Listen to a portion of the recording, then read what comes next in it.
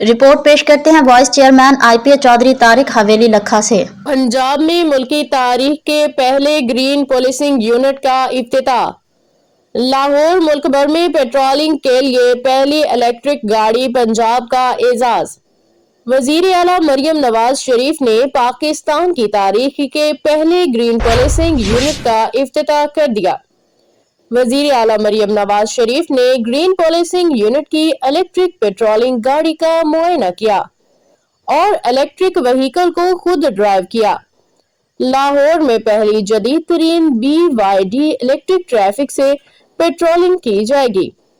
इस मौके पे वजीर आला मरियम नवाज शरीफ को ग्रीन पुलिसिंग यूनिट और इलेक्ट्रिक व्हीकल पे तफसीली ब्रीफिंग दी गई।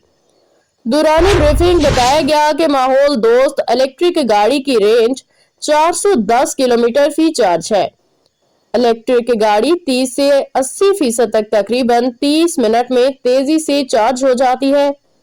इलेक्ट्रिक व्हीकल में सर्वेलेंस का जदीद PA system, policing lights, 360 degree camera और स्पीड डिटेक्शन आलात नस्ब है। ब्रीफिंग में कहा गया कि पेट्रोलिंग पे मामूर 103 गाड़ियां माहाना 28,000 लीटर ईंधन इस्तेमाल 7.42 मिलियन रुपए खर्च होते हैं।